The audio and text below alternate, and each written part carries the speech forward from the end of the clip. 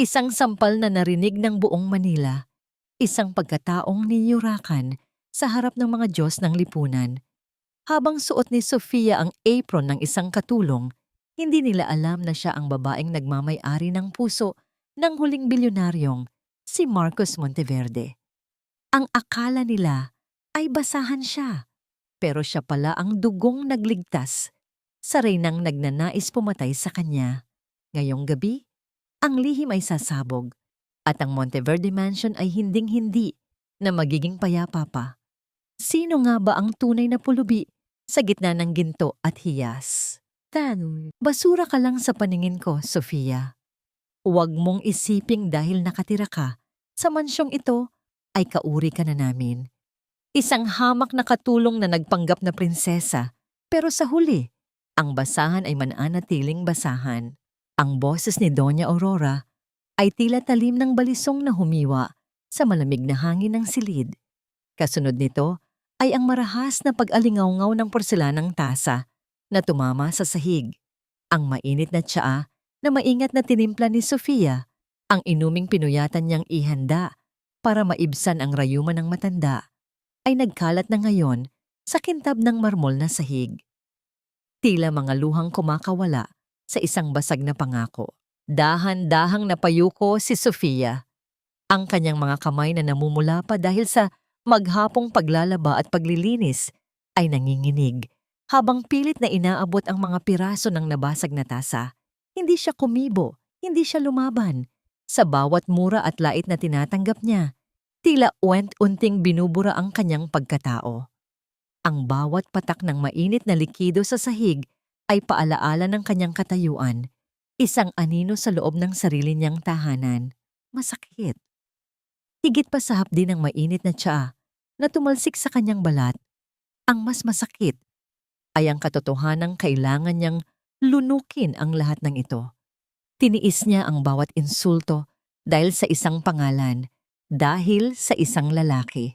Sa ilalim ng kanyang kupas na uniforme, nakakubli ang isang manipis na kadena. Doon nakasabit ang isang gintong singsing, isang lihim na selyo ng pag-iibigan nila ni Marcos. Kung alam lang sana ni Doña Aurora na ang babaeng tinatawag niyang basura ay ang babaeng pinangakuan ng kanyang anak ng habang buhay sa harap ng Diyos. Ngunit ang singsing na yon, na dapat sana ay simbolo ng dangal, ay tila naging isang mabigat na tanikala na dahan-dahang sumasakal sa kanyang kaluluwa. Bakit ka pa nakatunganga dyan? Linisin mo ang kalat na yan. Pagkatapos ay ihanda mo ang suot ko para sa gala bukas. Siguraduhin mong walang kahit isang lukot dahil bukas, ipapakilala ko na sa buong mundo ang tanging babaeng karapat-dapat sa anak ko. Hindi ang isang tulad mong galing sa kanal. Dagdag pa ni Doña Aurora, bago ito marangyang lumakad palayo. Ang tunog ng kanyang mamahaling sapatos ay tila bawat sipa sa dibdib ni Sofia. Naiwang mag-isa si Sofia sa gitna ng malawak at marangyang silid.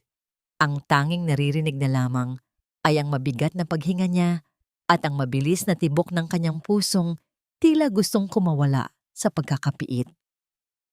Hinawakan niya ang kanyang dibdib doon sa tapat ng singsing na nakatago.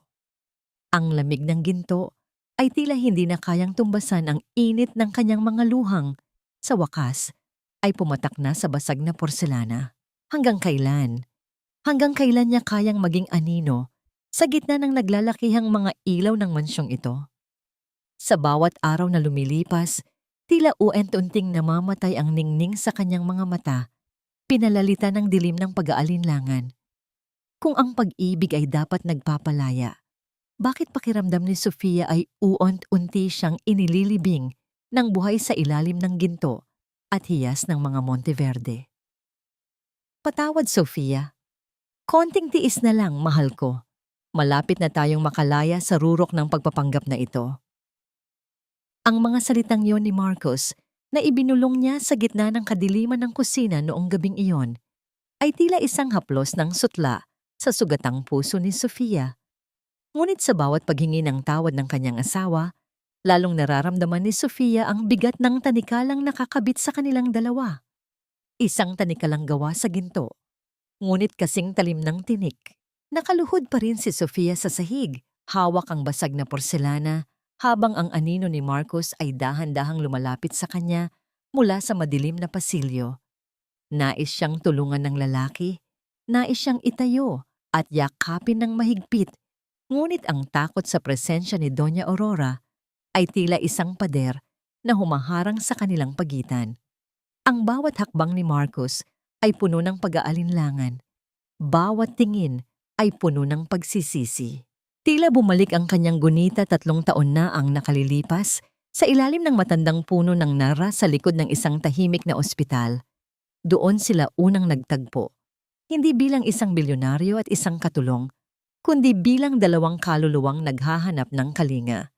Si Sofia ang nurse na nag-alaga sa lola ni Marcos nang walang sawang pagmamahal, at si Marcos ang lalaking pagod na sa plastik na mundo ng korporasyon. Doon, sa pagitan ng mga amoy ng gamot at sariwang hangin, sumibol ang isang pag-ibig na walang bahid ng pilak o ginto. Sana ay hindi na lang tayo lumabas sa harding iyon, Marcos? Bulong ni Sofia sa kanyang isipan habang pinagmamasdan ng asawa. Sana ay nanatili na lang tayong 2 estranghero na masaya sa simpleng buhay. Ngunit ang realidad ay hindi isang panaginip. Ipinaliwanag ni Marcos kay Sofia ang bigat ng kanyang utang na loob sa kanyang ina. Si Doña Aurora ang nagligtas sa kanilang pamilya mula sa pagkalubog sa utang noong pumanaw ang kanyang ama. At ang bawat sentimo ng kanilang yaman ay dumaan sa kamay ng matanda. Para kay Marcos, ang paglaban sa kanyang ina ay tila pagtataksil sa mismong taong nagbigay sa kanya ng lahat. At dahil sa mahal niya si Marcos, tinanggap ni Sofia ang maging anino, ang maging lihim na asawa, na tinitiis ang bawat sampal ng tadhana. Sa sandaling iyon, ang katahimikan ng mansyon ay nabasag ng isang pamilyar at matigas na boses mula sa itaas ng hagdanan.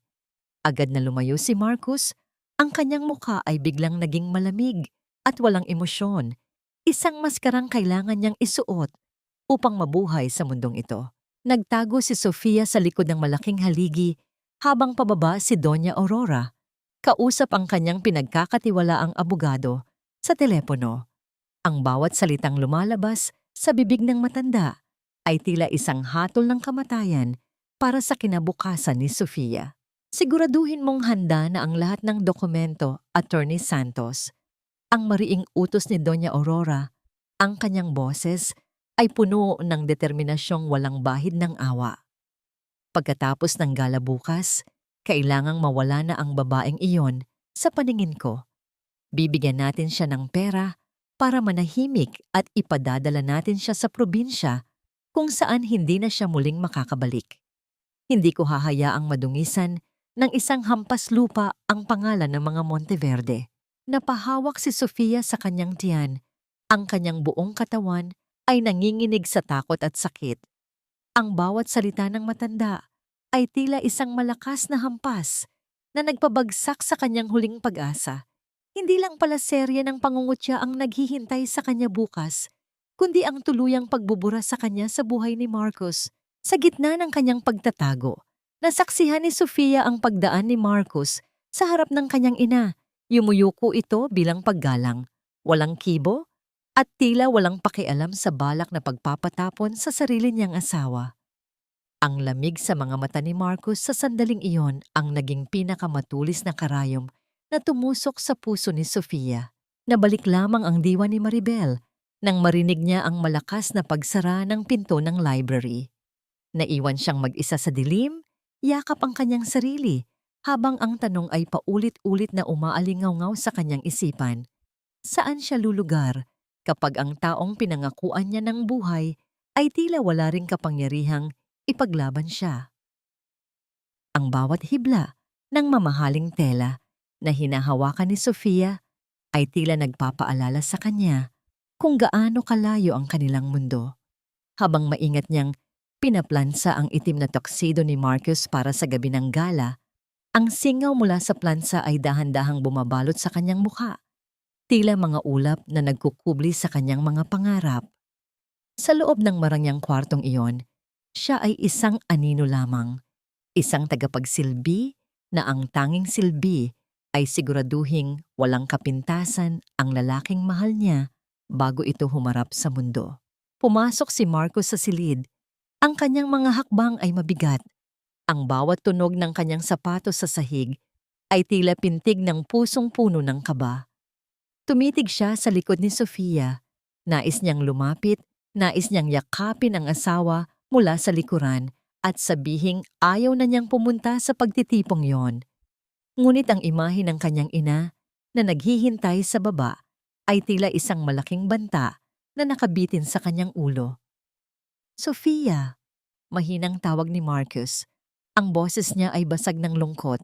Huminto si Sofia sa kanyang ginagawa ngunit hindi lumingon. Alam niya ang emosyong makikita niya sa mga mata ni Marcos at natatakot siyang baka doon siya tuluyang mawasak. "Tapos na ang tuxedo mo, Marcos. Nakahanda na rin ang mga cufflinks mo sa ibabaw ng mesa. Siguradong ikaw ang pinakagwapo sa gabi ng gala." Hindi nakatiis si Marcos. Mabilis siyang lumapit at hinawakan ang mga kamay ni Sofia.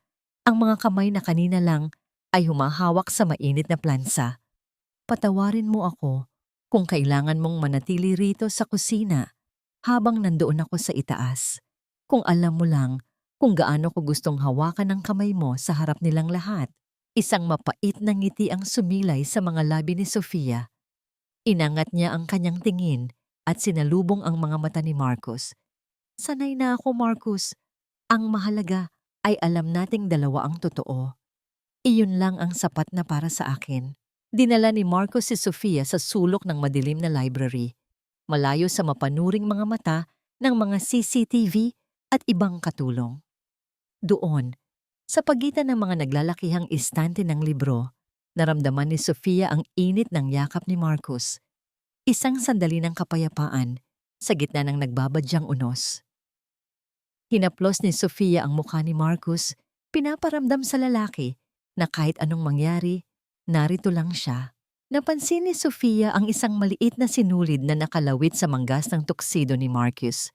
Imbis na gumamit ng gunting, dahan-dahan niya itong kinagat at inayos gamit ang kanyang mga daliri. Isang maliit at simpleng gawi, ngunit puno ng pagmamahal na tanging isang asawa lamang ang makakagawa. "Huwag kang mag-alala sa akin.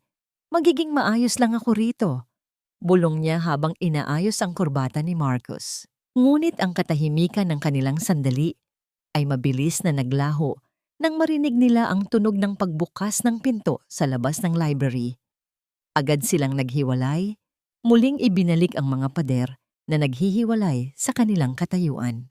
Habang naglalakad si Sofia pabalik sa kusina, hinarangan siya ni Yaya Rosa, ang matandang mayordoma na naging saksi sa lahat ng hirap niya sa mansyon.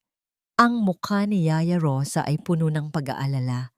Ang kanyang mga kulubot na kamay ay mahigpit na humawak sa braso ni Sofia. "Sofia, makinig ka sa akin ng maigi." Mahinang bulong ng matanda, ang kanyang boses ay nanginginig sa takot. "Huwag kang lalapit sa gitna ng sulyap mamaya sa gala. May narinig akong usapan sa pagitan ni Doña Aurora at ng kanyang mga tauhan. May nakahandang bitag para sa'yo, anak. Gusto ka nilang hiyain sa harap ng lahat upang wala ka ng mukhang maiharap pa kay Marcos." Nanlamig ang buong katawan ni Sofia. Ang babala ni Yaya Rosa ay tila isang malamig na hanging dumaan sa kanyang batok. Tumingin siya sa malayo, doon sa malaking sulyap kung saan naririnig na ang unang mga tugtog ng orkestra. Ang gabi na dapat sana ay pagdiriwang ay tila nagiging isang arena kung saan siya ang nakatakdang maging biktima. "Ano pong ibig ninyong sabihin?" tanong ni Sofia. Ang kanyang boses ay halos pabulong na lamang. "Hindi ko alam ang lahat ng detalye, pero ang alam ko ay gagawin nila ang lahat para magmukha kang kriminal sa mga mata ng mga bisita," sagot ni Yaya Rosa habang lalong humihigpit ang hawak sa kanya. "Mag-ingat ka, Sofia. Dahil sa gabing ito, hindi lang ang puso mo ang nakataya, kundi pati na rin ang dangal na tanging iniingatan mo." Ang bango ng mamahaling pabango ni Kontesa ay tila isang nakakasakal na hamog na pumasok sa loob ng mansyon, dala ang hangin ng pagmamataas na higit pa sa kintab ng kanyang mga alahas. Hindi pa man nakakapasok ang babaeng pinili ni Doña Aurora para kay Marcos, ang presensya nito ay naramdaman na ni Sofia mula sa kusina. Ang bawat pagtama ng matulis na takong ng sapatos ni Kontesa sa makinis na sahig ay tila mga martilyong pumupukpok sa dignidad ni Sofia. Bawat hakbang ay paalala ng mundong kailanman ay hindi siya magiging kabilang. Sofia, ano pang hinihintay mo? Halika rito at pagsilbihan mo ang ating panauhin. Ang matitigas na utos ni Doña Aurora na umalingaw-ngaw hanggang sa dulo ng pasilyo. Dahan-dahang lumabas si Sofia. Dala ang isang tray ng tsa at mga piling pagkain. Pagdating niya sa sala, nakita niya ang isang babaeng tila direkta mula sa mga pahina ng isang fashion magazine. Si Kontesa, nakaupo ito ng tuwid, ang kanyang buhok ay maingat na nakaayos, at ang bawat galaw ay puno ng pag-arteng pilit na ipinapakita ang kanyang yaman. "Oh, Aurora, is this the maid you were talking about?" Ang maingat at mapanglait na tanong ni Kontesa habang tinititigan si Sofia mula ulo hanggang paa. "She looks so ordinary. I hope she doesn't ruin the mood of the gala tomorrow." Ngumiti ng matamis si Doña Aurora, isang nangiting hindi kailanman nakita ni Sofia. "Huwag kang mag-alala, Kontesa dear. Narito lang siya para sumunod sa lahat ng utos mo." Sofia, luhod. Nanigas si Sofia sa kanyang kinatatayuan. Ang tray sa kanyang kamay ay tila bumigat ng 100 kilo. "Po, Doña Aurora?" "Sabi ko, lumuhod ka." Pag-uulit ng matanda, ang kanyang boses ay naging kasing lamig ng yelo. "Ayusin mo ang gupit at laylayan ng gown ni Kontesa. May napansin kaming maliit na lukot at ayaw kong mapahiya ang magiging asawa ni Marcos sa harap ng maraming tao." Dahan-dahang ibinaba ni Sofia ang tray sa mesa. Sa bawat pulgada ng kanyang pagbaba patungo sa sahig, naramdaman niya ang pagkadurog ng kanyang puso. Nakaluhod siya sa harap ni Kontesa. Ang kanyang mga daliri ay nanginginig habang hinahawakan ang mamahaling tela ng gown. Ang tanging nakikita niya ay ang kintab ng sapatos ng babaeng nais kumuha sa kanyang asawa. Sa bawat tusok ng aspili na ginagawa ni Sofia, nararamdaman niya ang mapang-aping titig ni Kontesa. Isang sandali, sadyang tinapakan ng dalaga ang dulo ng daliri ni Sofia gamit ang matulis na takong nito. Napasinghap si Sofia sa sakit, ngunit hindi siya nagreklamo. Nanatili siyang nakayuko, hinahayaan ang bawat insulto na tumagos sa kanyang kaluluwa.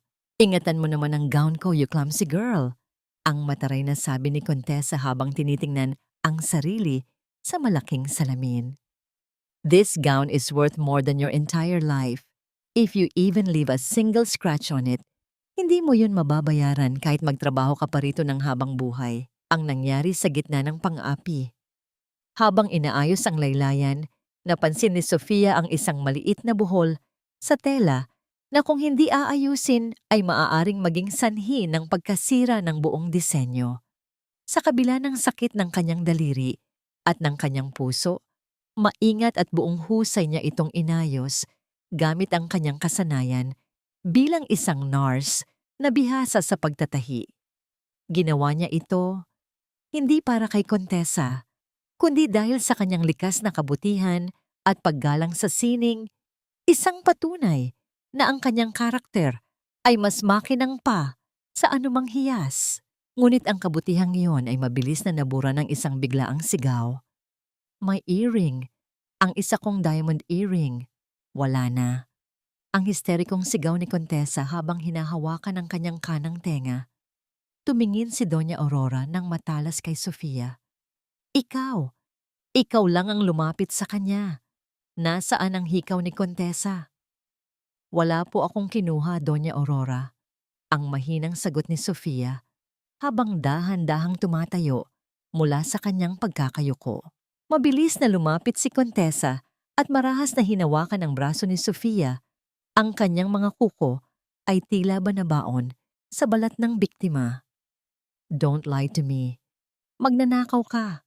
"Aurora, I knew it. This is just a rehearsal for tomorrow." Kung ngayon pa lang ay nagnanakaw na siya, ano pa kaya sa gabi ng gala? Hinarap ni Doña Aurora si Sofia Ang kanyang mukha ay puno ng isang nakakatakot na ngiti. Tila natutuwa na nangyayari ang lahat ayon sa kanyang plano. Kung ganoon, kailangan nating tignan ang mga gamit mo, Sofia.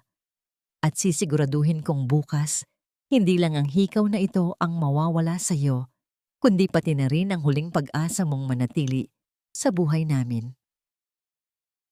Ang kislap ng mga kristal na chandelier ay tila libo-libong mga mata na nakatitig sa bawat maling galaw ni Sofia, habang ang tunog ng orkestra ay halos malunod na sa malalakas na halakhak ng mga taong ang tingin sa kanya ay hindi hihigit sa isang piraso ng kasangkapan sa loob ng mansyon.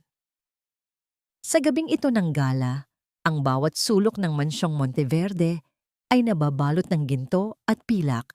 Ngunit para kay Sofia, ang bawat liwanag ay tila nagdadala lamang ng mas malalim na anino sa kanyang puso. Nakauniporme ng isang simpleng katulong. Maingat na binabagtas ni Sofia ang gitna ng sulyap.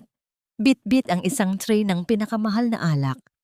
Ang kanyang mga paa ay kumakabit na sa hapdi.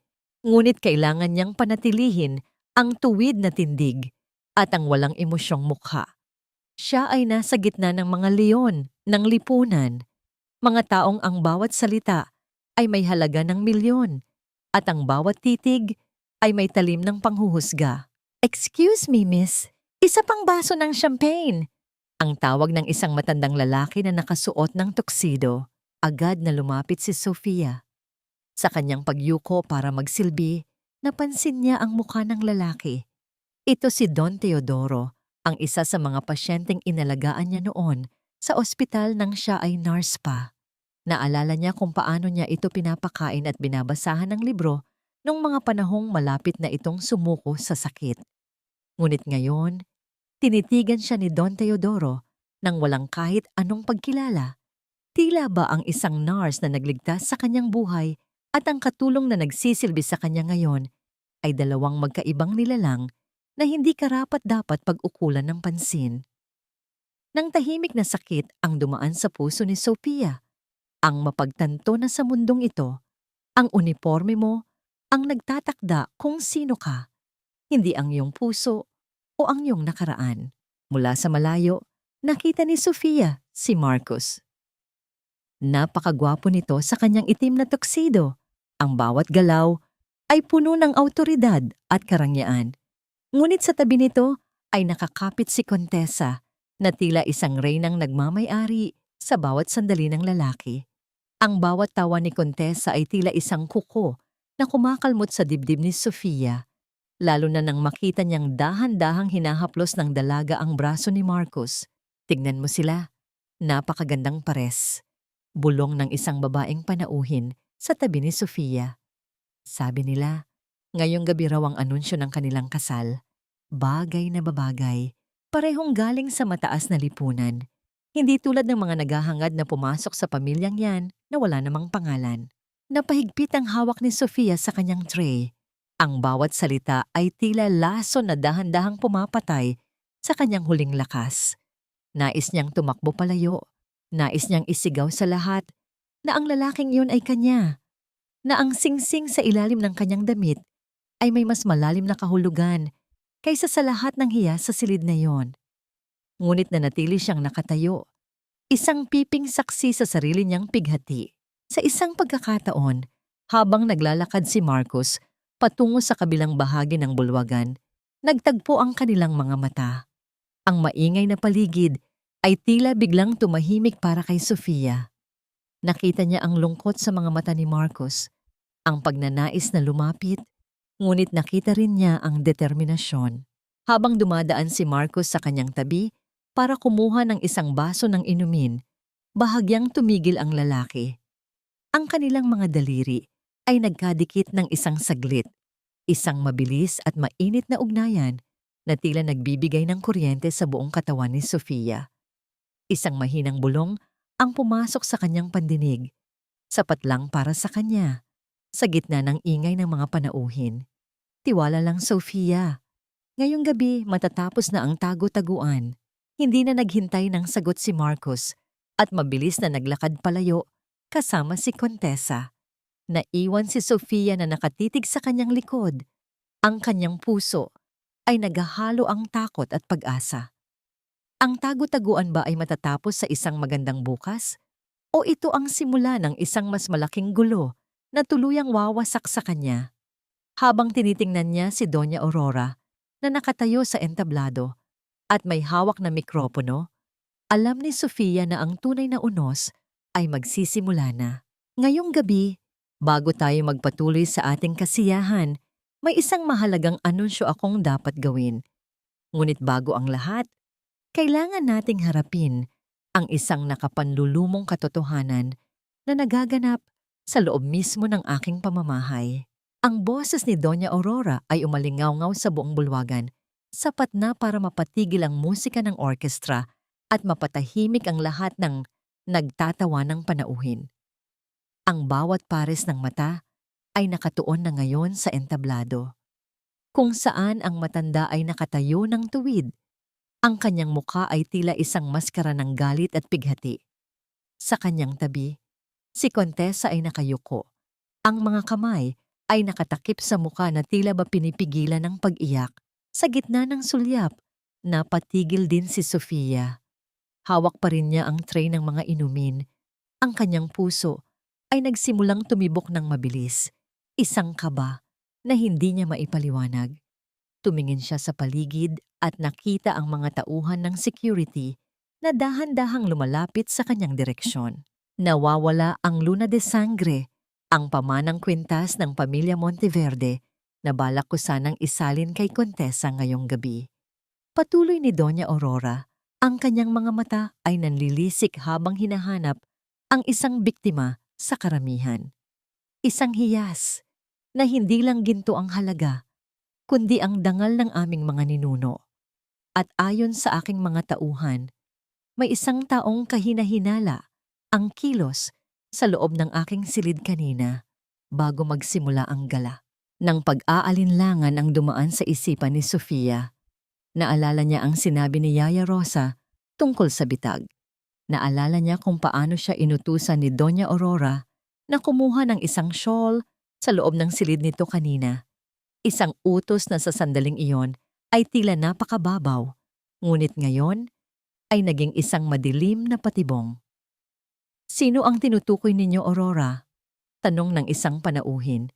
Ang kuryosidad ay bumabalot sa buong silid. Hindi sumagot ang matanda sa pamamagitan ng salita.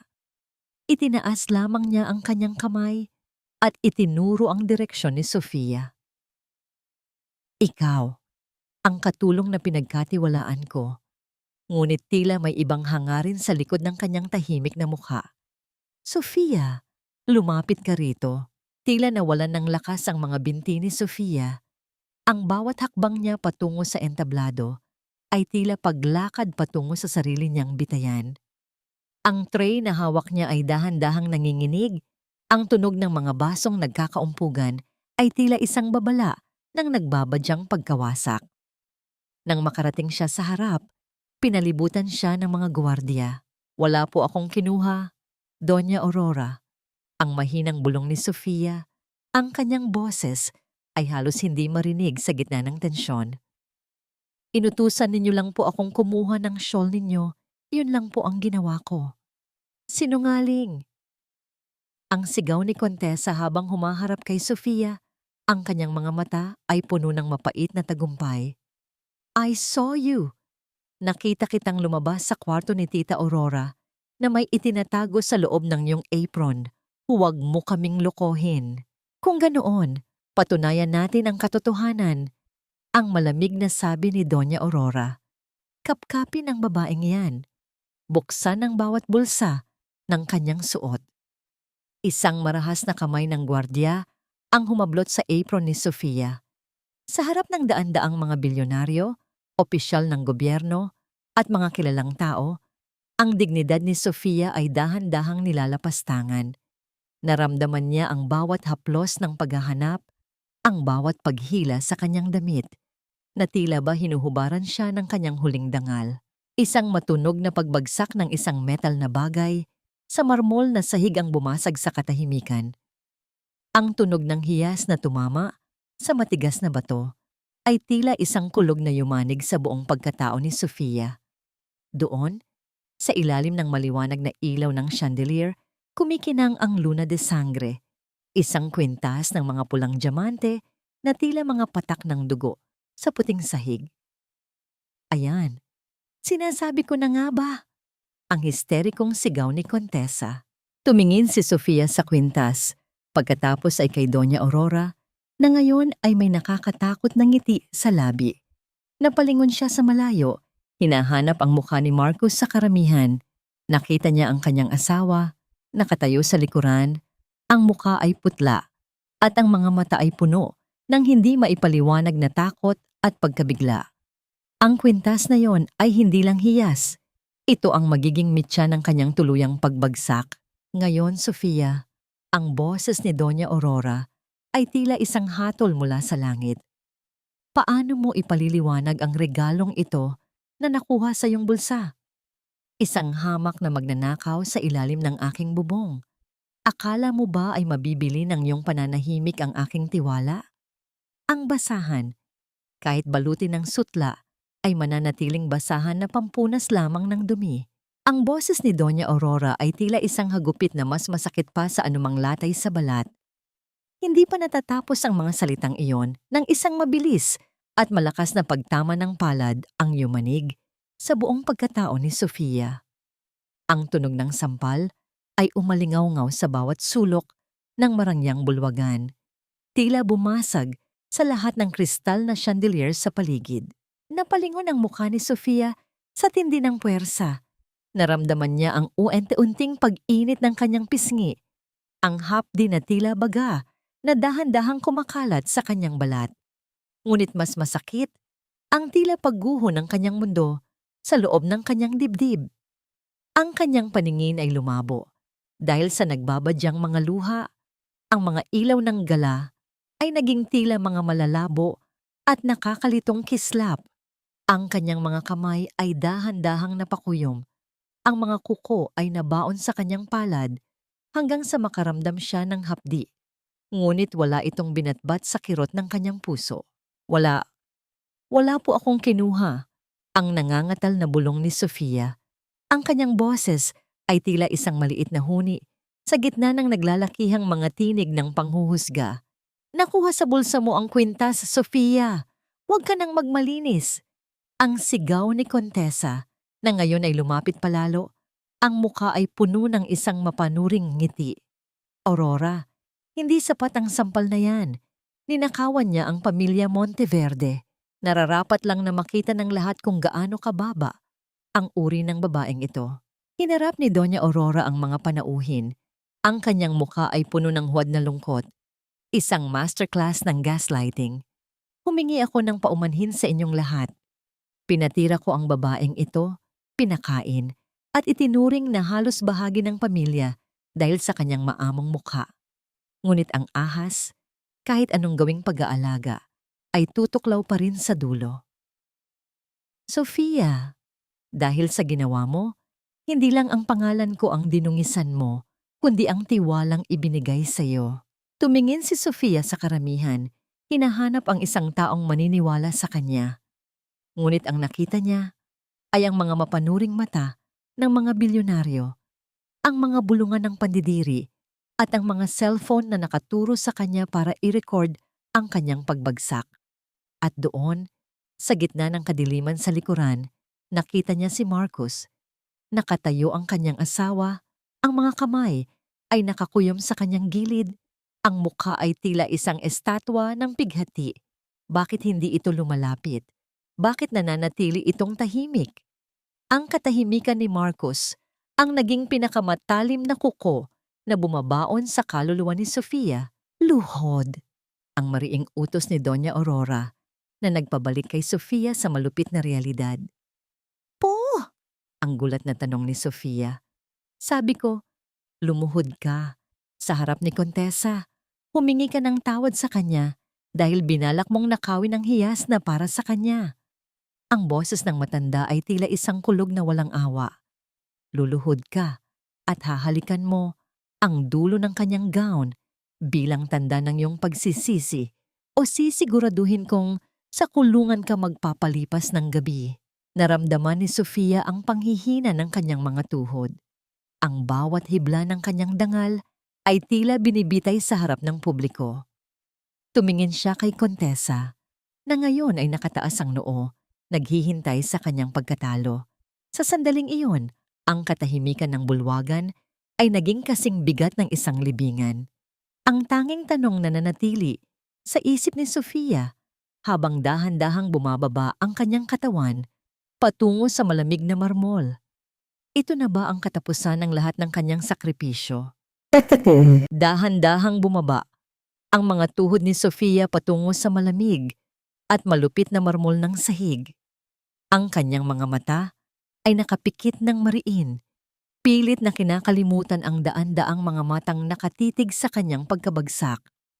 Ngunit bago pa man tuluyang sumayad ang kanyang balat sa bato, isang mabilis at mapagpasiyang hakbang ang bumasag sa katahimikan ng bulwagan.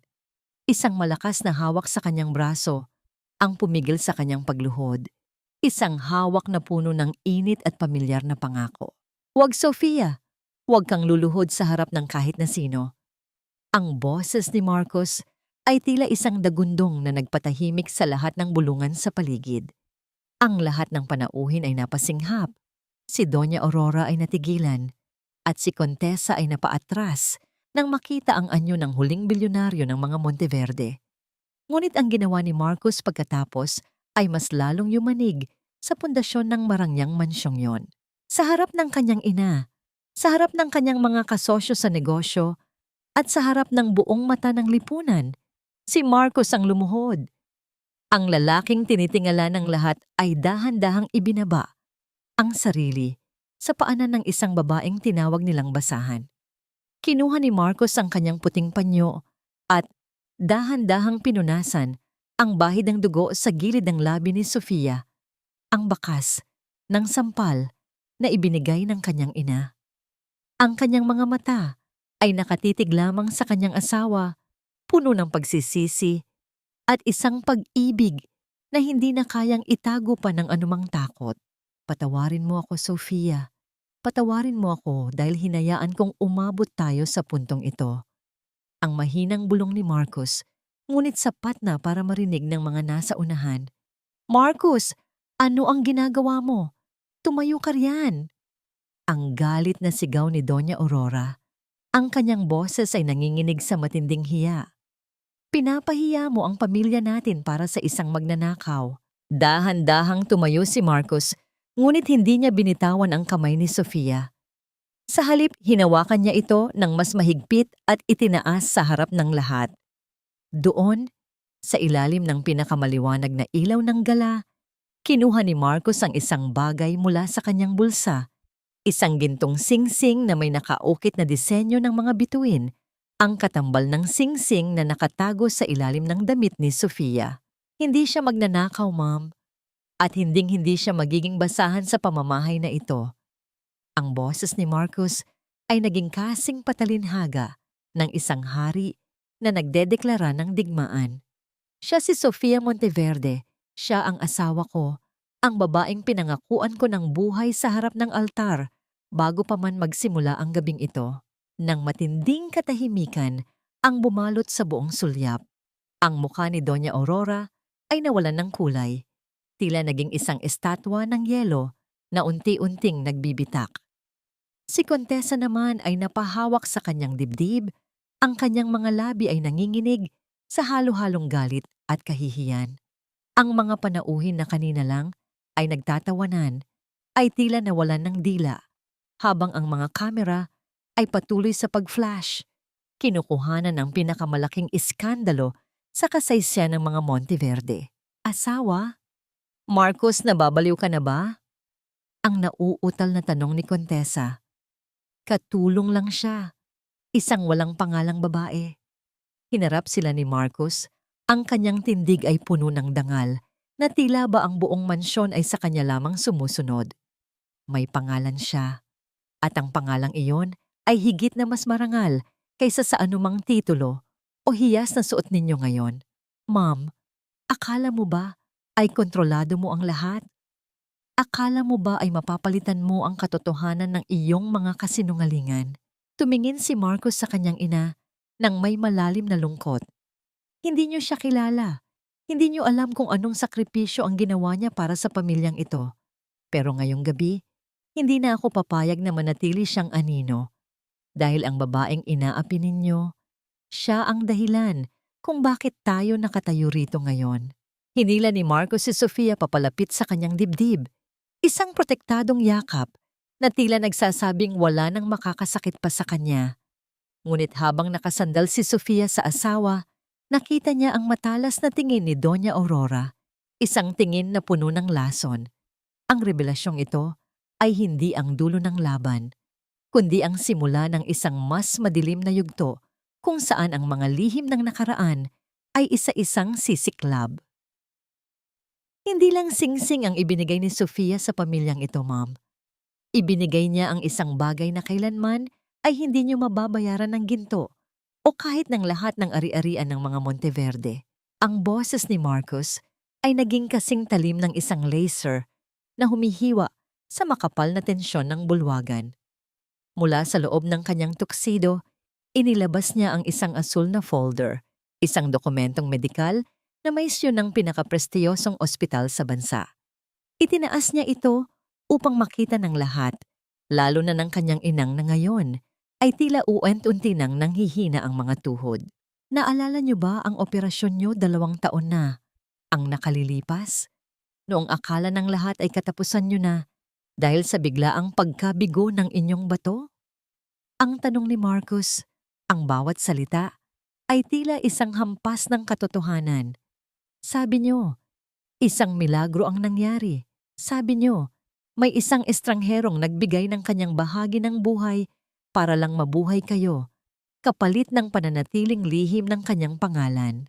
Nang matinding pagkabigla ang gumuhit sa mukha ni Doña Aurora, ang kanyang mga kamay na kanina ay nakahanda pang sumampal, ay dahan-dahang napahawak sa kanyang tagiliran doon sa bahagi kung saan naroon ang peklat ng kanyang operasyon.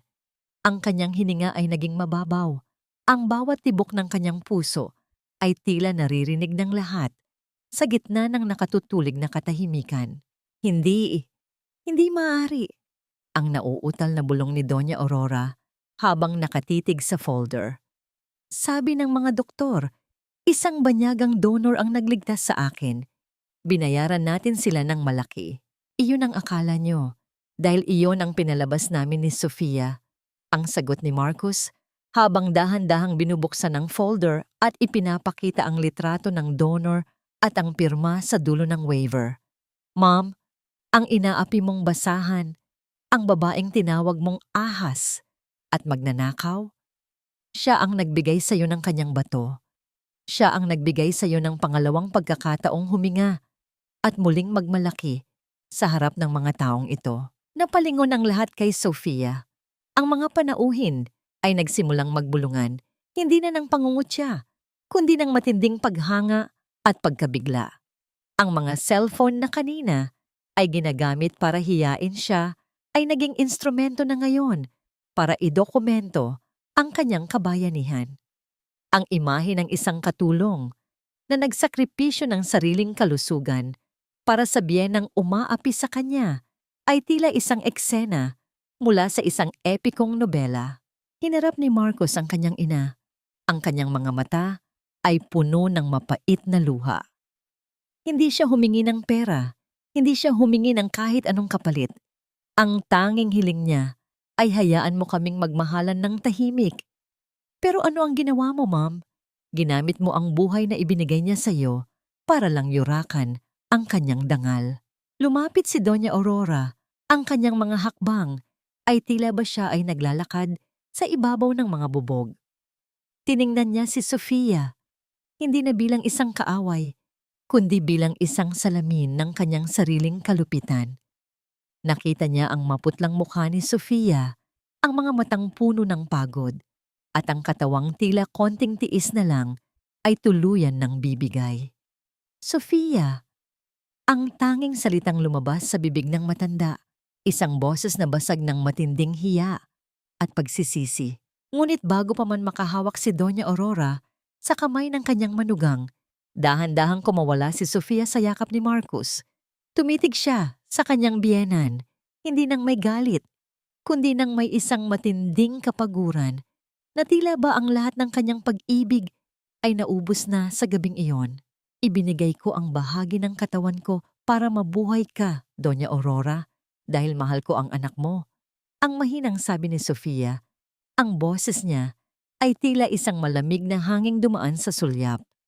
Pero ngayong gabi, napagtanto ko na kahit anong bahagi ng sarili ko ang ibigay ko, hinding-hindi ko makukuha ang respeto na nararapat para sa akin. Marcus, sapat na ito. Dahan-dahang hinubad ni Sofia ang singsing na ginto mula sa kanyang daliri at inilagay ito sa palad ni Marcus. Ang tunog ng gintong tumama sa balat ng lalaki ay tila isang huling paalam. Tinalikuran ni Sofia ang lahat, ang ginto, ang kislap ng gala, at ang lalaking kanyang pinakamahal, at nagsimulang maglakad patungo sa labas ng mansyon, habang ang bawat hakbang niya ay tila nag-iiwan ng isang malalim na sugat sa puso ng mga Monteverde. Ayoko na, Marcus. Pagod na akong maging isang lihim na kailangang itago para lang hindi madungisan ang iyong pangalan. Ang bawat salitang lumabas sa bibig ni Sofia ay tila mga bubog na bumabaon sa dibdib ni Marcus. Ang katahimikan sa malawak na sulyap ay naging kasing bigat ng isang libingan. Ang daan-daang mga panauhing kanina ay tila mga hukom na handang bumitay, ay dahan-dahang tumabi, bumubuo ng isang pasilyo para sa babaeng kanilang minaliit. Isang daanang puno ng pagsisisi at takot. Ang bawat hakbang ni Sofia sa ibabaw ng pulang alpombra ay tila pagtalikod sa isang buhay na binuo niya sa loob ng 3 taon. Isang buhay na gawa sa sakripisyo at piping pighati. Lumuha ang langit sa labas ng mansyong Monteverde. Ang malakas na pagbuhos ng ulan ay tila pakikiramay sa nadurog na puso ni Sofia. Habang binabagtas niya ang daan palabas, hindi niya inalintana ang lamig ng hangin na humahampas sa kanyang basang uniforme. Ang tubig ulan ay humahalo sa kanyang mga luha. Dahan-dahang binubura ang huling bakas ng sampal ni Doña Aurora sa kanyang pisngi. Ngunit walang ulang makakahugas sa hapdi ng katotohanang ang taong binigyan niya ng bahagi ng kanyang katawan ay ang siya ring pumatay sa kanyang huling pag-asa. Sa loob ng bulwagan, na natiling nakatayo si Doña Aurora, ang kanyang mga kamay ay nanginginig habang nakatitig sa folder na naglalaman ng kanyang utang na loob. Ang bawat pahina ng dokumentong iyon ay tila isang sampal sa kanyang sariling dangal. Napatingin siya sa kanyang mga kasosyo, sa mga bilyonaryong kaibigan, at nakita niya ang sariling refleksyon sa kanilang mga mata. Isang halimaw na binihisan ng ginto. Ang matinding hiya ay tila lason na dahan-dahang nagpaparalisa sa kanyang buong katawan. Sofia, hintay! Ang sigaw ni Marcus na umalingaw-ngaw sa gitna ng unos. Mabilis na tumakbo si Marcus palabas, hindi inalintana ang kanyang mamahaling tuksido na ngayon ay nababasa na rin ng ulan. Nakita niya si Sofia sa may dulo ng malaking gate ng mansyon, tila isang maliit na anino sa gitna ng madilim na gabi. Sa sandaling iyon, ang lahat ng yaman at kapangyarihan ni Marcus ay nawalan ng saysay. Siya ay isang lalaking nawalan ng katuwang, isang hari na ang tanging kayamanan ay dahan-dahan nang naglalaho sa kanyang paningin. Ang naganap nang huminto si Sofia sa ilalim ng isang streetlight. Dahan-dahan niyang hinawakan ang bahagi ng kanyang tagiliran doon sa ilalim ng kanyang damit kung saan naroon ang peklat ng operasyon. Ang hapdi ng peklat na yon, sa gitna ng lamig ng ulan, ay tila isang paalaala na ang kanyang pag-ibig ay may iniwang marka. Isang markang kailanman ay hindi na mabubura. Tumingin siya sa malayo, sa mga kotseng nagdadaan, at nakita niya ang isang taxi na dahan-dahang tumitigil sa kanyang harapan. Sofia, huwag kang umalis. Pakiusap, ayusin natin ito. Ang pagsusumamo ni Marcus habang pilit na inaabot ang kamay ng asawa. Humarap si Sofia Ang kanyang mukha ay kasing putla ng buwan sa gitna ng makapal na ulap. Marcus, binigyan ko ang nanay mo ng pagkakataong mabuhay. Ngayon, hayaan mo namang bigyan ko ang sarili ko ng pagkakataong huminga. Huwag mo na akong hanapin. Pumasok si Sofia sa loob ng sasakyan. Ang tunog ng pagsasara ng pinto ay tila isang pinal na hatol na naghihiwalay sa kanilang mga mundo. Naiwan si Marcus na nakatayo sa gitna ng kalsada, basang-basa at mag-isa. Ang mga ilaw ng sasakyan ay dahan-dahang naglaho sa dilim, kasabay ng huling piraso ng kaligayahang inakala niyang pag-aari niya. Ang mansyong Monteverde na nasa kanyang likuran, na dati ay simbolo ng tagumpay, ay tila naging isang malaking kulungan ng mga alaala at pagsisisi. Saan nga ba dadalhin ng tadhana ang isang reynang mas piniling maging malaya kaysa manatili sa isang palasyong gawa sa kasinungalingan? At paano haharapin ng isang ina ang bawat paghinga niya kung alam niyang bawat pintig ng kanyang puso ay utang niya sa babaeng kanyang winasak? Masarap pala ang lasa ng kalayaan kahit na ang kasama nito ay ang alat ng luha at ang pait ng kapiranggot na tuyo sa ibabaw ng hapagkainan. Ang maliit na silid na inuupahan ni Sofia sa isang siksikang barangay sa Quiapo ay malayo sa kintab at bango ng mansyong Monteverde. Dito, ang tanging naririnig niya ay ang ingay ng mga sasakyan sa labas at ang mahinang tulo ng tubig mula sa sirang gripo na tila isang orasan na nagbibilang ng bawat segundong lumilipas sa kanyang bagong buhay. Ngunit sa gitna ng kakulangan, naramdaman ni Sofia ang isang uri ng kapayapaan na matagal nang ipinagkait sa kanya. Walang mapanghusgang mata, walang sampal ng salita, at walang kailangang itagong katotohanan. Nang pagbabalik loob ang naganap habang dahan-dahang itinatabi ni Sofia ang kanyang lumang uniforme ng nurse. Hinaplos niya ang tela, ang puting kulay nito ay tila simbolo ng kanyang muling pagkabuhay. Sa kanyang pag-iisa, kinuha niya ang isang maliit na piraso ng tinapay at dahan-dahang pinulot ang bawat mumo nito. Isang simpleng gawi na nagpapaalala sa kanya na ang bawat maliit na bagay ay may halaga. Dito, siya ay hindi isang anino, kundi si Sofia, isang babaeng may dangal at kakayahang tumayo sa sarili niyang mga paa. Samantala, sa loob ng malamig na kwarto ng isang mamahaling ospital, nakahiga si Doña Aurora. Ang kanyang mukha ay maputla, hindi dahil sa sakit, kundi dahil sa matinding takot na tuluyan na siyang iwan ng kanyang tanging anak. Ang mga monitor ng kuryente sa kanyang paligid ay naglalabas ng matitinis na tunog na tila sumasabay sa kaba ng kanyang dibdib. Marcus, huwag mong iwan ang iyong ina. Ang nanghihinang pagsusumamo ni Doña Aurora habang mahigpit na nakakapit sa kamay ng anak. Inaatake ako. Ang puso ko. Hindi ko kayang mawala ka rin sa akin. Nakatayo si Marcus sa tabi ng kama. Ang kanyang mga mata ay puno ng pag-aalinlangan at pagod. Alam niya ang bawat galaw ng kanyang ina. Alam niya kung kailan ito nagsasabi ng totoo at kung kailan ito gumagamit ng emosyon para lamang siya ay pasunurin.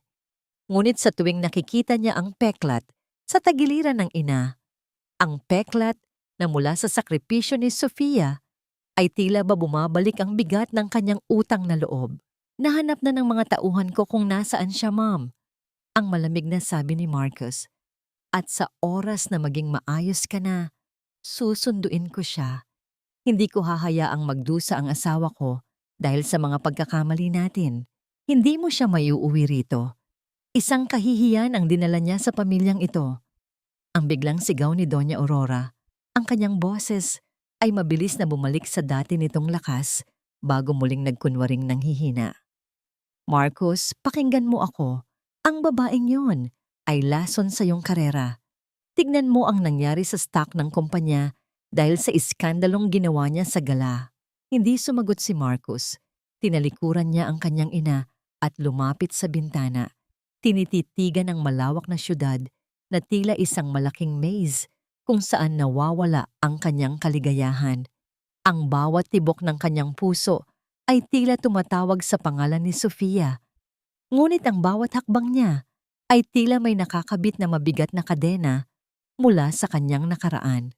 Sa kabilang dako ng lungsod, habang nag-aayos ng kanyang mga gamit, biglang naramdaman ni Sofia ang isang matinding hilo.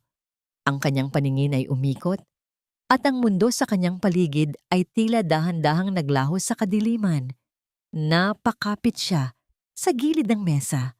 Ang kanyang hininga ay naging mabilis at mababaw. Isang hindi maipaliwanag na pakiramdam ang bumalot sa kanyang buong katawan.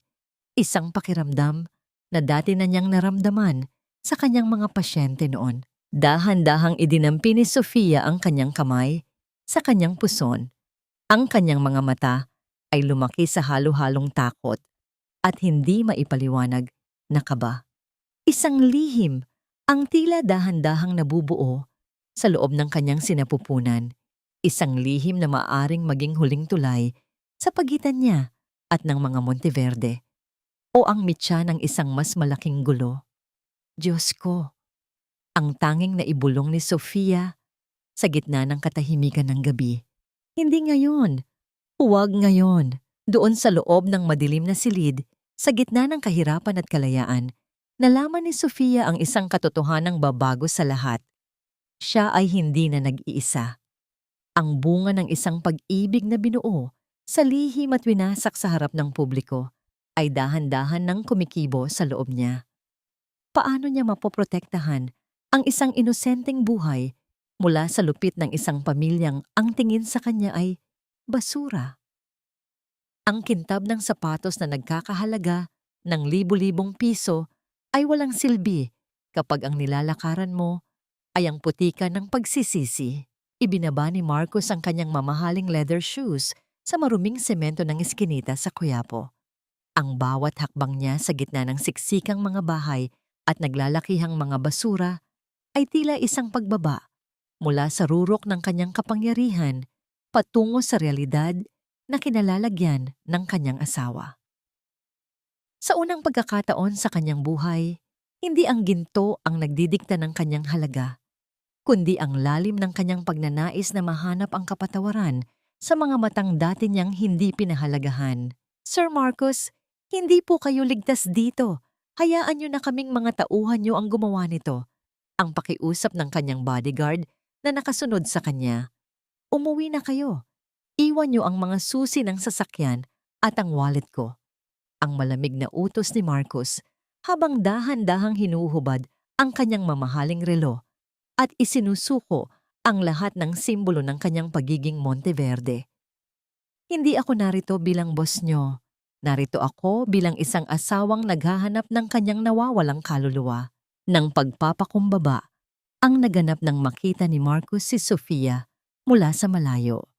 Nakatayo ang babae sa tapat ng isang maliit na karinderya, naghuhugas ng mga naglalakihang kaldero. Ang mga kamay na dati ay nag-alaga sa kanya ng may lambing ay ngayon ay babad sa sabon at dumi. Ang kanyang mukha ay puno ng pawis, ngunit may bakas ang dangal. Imbes na lumapit at gumawa ng eksena, pinili ni Marcos na manatili sa dilim.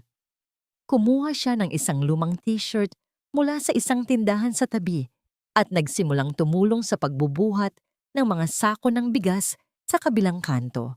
Nais niyang maramdaman ang bigat na nararamdaman ni Sofia, ang pagod na tinitiis nito, bago siya magkaroon ng karapatang humarap muli. Sa bawat sako na kanyang pasan, tila nararamdaman ni Marcos ang bawat kasalanang nagawa niya kay Sofia. Ang hapdi sa kanyang balikat ay tila paalala ng bawat sampal na hinayaan niyang tanggapin ng asawa mula sa kanyang ina. Sa gabing iyon, natulog si Marcos sa isang maliit at mainit na silid, malapit sa tinutuluyan ni Sofia. Ang kanyang banig ay ang matigas na sahig at ang kanyang unan ay ang kanyang sariling braso. Dito, nalaman niya ang tunay na halaga ng bawat sentimong pinaghirapan at ang halagaga ng isang taong tapat na nagmamahal sa kanya sa kabila ng lahat. Sa kabilang bahagi ng dingding, nakaupo si Sofia habang hinahaplos ang kanyang tiyan. Ang lihim ng kanyang pagbubuntis ay tila isang mabigat na sikreto na dahan-dahang kumakain sa kanyang lakas. Paano niya palalakihin ang batang ito sa gitna ng hirap? Paano kung malaman ng mga Monteverde at kunin ang bata sa kanya? Ang bawat sipat ng kanyang hininga ay puno ng pangamba, habang ang bawat tibok ng puso ng kanyang anak ay tila isang babala ng mas malaking bagyo. Nabalik lamang ang katahimikan nang marinig ni Sofia ang isang pamilyar na himig mula sa labas. Isang taong sumisipol ng isang kanta na tanging silang dalawa lang ni Marcos ang nakakaalam. Napalingon siya sa bintana. Ang kanyang puso ay tumibok ng mabilis. Posible bang narito siya? Posible bang iniwan ng bilyonaryo ang lahat para lang makasama siya sa hirap? Ngunit ang lahat ng kanyang iniisip ay biglang naputol ng isang nakasusuklam na amoy. Ang amoy ng usok ay dahan-dahang pumasok sa pagitan ng mga siwang ng kanyang pinto. Kasunod nito ay ang matinding pag-init ng paligid. Ang tunog ng tuyong kahoy na nilalamon ng apoy ay tila isang malakas na babala ng kamatayan. Sunog! Sunog sa kanto. Ang histerikong sigaw na umalingaw-ngaw sa buong barangay. Mabilis na tumayo si Sofia, ngunit ang kanyang pagkahilo ay muling bumalik. Ang makapal na usok ay dahan-dahang bumabalot sa maliit na silid. Ninanakaw ang kanyang huling hininga. Napatingin siya sa pinto na ngayon ay ont-unti nang nilalamon ng naglalakihang dila ng apoy. Sa gitna ng kaguluhan at takot, ang tanging naisip ni Sofia ay ang buhay sa loob ng kanyang sinapupunan. Marcos? Tulong! Ang huling naibulong niya bago tuluyang mabuwal sa sahig, habang ang pulang liwanag ng apoy ay dahan-dahang bumabalot sa kanyang buong paningin. Ang bawat pagdila ng apoy sa mga haligi ng kahoy ay tila halakhak ng isang demonyong nagbabadyang kunin ang lahat ng pag-asa sa maliit na eskinita ng Quiapo. Ang init na nanggagaling sa naglalagablab na mga kabahayan ay tila nakapasong mga daliri na sumasakal sa hininga ng bawat residenteng nag-uunahan palabas. Wala nang inalintana si Marcos. Ang kanyang mga mata ay nakatuon lamang sa isang pinto sa ikalawang palapag. Ang pintong nagkukulong sa nag-iisang babaeng nagbibigay ng kahulugan sa kanyang buhay. Sofia! Ang paos na sigaw ni Marcos, ngunit ang kanyang tinig ay mabilis na nilamon ng kaguluhan. Kumuha siya ng isang makapal na basang kumot mula sa isang inabandonang batya at walang pag-aalinlangang sumugod sa gitna ng nag-aalab na impyerno. Ginamit ni Marcos ang buong lakas ng kanyang balikat upang sirain ang nakakandadong pinto. Ang matinding paghampas ng kahoy ay naglabas ng pamilyar na pait ng panganib. Nang bumukas ito, sinalubong siya ng makapal na usok na halos bumulag sa kanya. Sa sahig, nakita niya ang walang malay na katawan ni Sofia. Ang kamay nito ay mahigpit pa ring nakahawak sa kanyang puson. Agad na binalot ni Marcos si Sofia ng basang kumot at maingat na binuhat ang asawa. Ngunit habang binabagtas nila ang marupok na hagdan, isang malaking biga ng kahoy na nilalamon ng apoy ang bumigay mula sa itaas. Imbes na umiwas at bitawan si Sofia, mas lalong hinigpitan ni Marcos ang kanyang yakap. Pinihit niya ang kanyang katawan, ginawang isang matibay na panangga ang sariling likod upang saluhin ang nagbabagang kahoy. Ang matinding hapdi ng nasusunog na balat at ang bigat ng pagtama ay nagdulot ng panandaliang pagdilim ng kanyang paningin. Ngunit pinilit niyang ihakbang ang kanyang mga paa hanggang sa makalabas sila sa kaligtasan. Inilapag niya si Sofia sa mga rumesponding paramedic. Ang kanyang mga kamay ay nanginginig at puno ng sugat. Bago pa man tuluyang magsarado ang kanyang mga mata dahil sa matinding pinsala, tanging ang pangalan ng asawa ang namutawi sa kanyang mga labi. Ang mainit at nakasusulasok na usok ay dahan-dahang napalitan ng malamig at maasim na amoy ng gamot. Sa loob ng intensive care unit ng pinakamahal na ospital sa lungsod, ang marahas na pagtama ng matutulis na takong sa makinis na sahig ay nag-anunsyo ng pagdating ni Doña Aurora. Ang mukha ng matanda ay basag sa takot at pag-aalala nang makita ang nag-iisang tagapagmana ng mga Monteverde na nakabalot sa mga bendahe, konektado sa iba't ibang makinarya na nagpapanatili ng kanyang paghinga. Lumuha si Doña Aurora, isang luhang walang bahid ng pagpapanggap. Lumapit siya sa higaan at dahan-dahang hinawakan ng kamay ng anak. Marcus, nandito na si Mami. Gumising ka, anak. Ibibigay ko ang lahat. Ang pinakamagagaling na doktor. Gumaling ka lang. Ang yumanig sa buong pagkatao ng matanda nang marinig niya ang mahinang pag-ungol ng kanyang anak sa gitna ng matinding lagnat at pagkadiliryo. Dahan-dahang binawi ni Marcos ang kanyang kamay mula sa hawak ng ina. Tila iniiwasan ito kahit sa pagtulog habang ang kanyang basag na boses ay nagmamakaawa. Sofia, ligtas ba siya? Ang asawa ko. Iligtas niyo siya. Huwag niyo siyang pababayaan. Kunin niyo na ang lahat sa akin. Huwag lang siya. Parang binuhusan ng yelo si Doña Aurora. Ang bawat salita ni Marcus ay tila mga punyal na diretsong tumarak sa kanyang malupit na puso. Sa sandaling iyon, gumuho ang lahat ng kanyang pinaniniwalaan. Ang kanyang bilyon-bilyong yaman, ang kanyang kapangyarihan, sa lipunan. Wala itong silbi. Hindi nito kayang bilhin ang kagustuhang mabuhay ng kanyang anak. Ang tanging nag-uugnay kay Marcus sa mundong ito ay ang babaeng tinawag niyang basahan. Dahan-dahang napalabas ng kwarto si Doña Aurora, ang kanyang mga balikat ay nakabagsak. Ang kanyang pagmamataas ay tuluyan ng nadurog. Sa paglakad niya sa pasilyo, sinalubong siya ng punong doktor na may hawak na medikal na record. Ang mukha nito ay may dalang isang balita na magbabago sa lahat.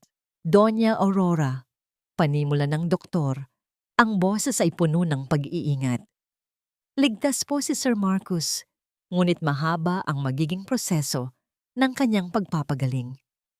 Subalit, may isa pa po akong kailangang sabihin patungkol sa pasyenteng iniligtas niya, kay Mrs. Sofia Monteverde. Napatingin si Doña Aurora sa katabing kwarto kung saan nakahiga ang walang malay na si Sofia sa likod ng salamin. Ano ang nangyari sa kanya? Buhay ba siya? Buhay po siya, Doña Aurora. Ngunit maselan po ang kanyang kalagayan dahil sa dami ng usok na kanyang nalanghap. Paliwanag ng doktor. Bago ibinaba ang huling salita na tila nagpatigil sa pag-ikot ng mundo ng matanda.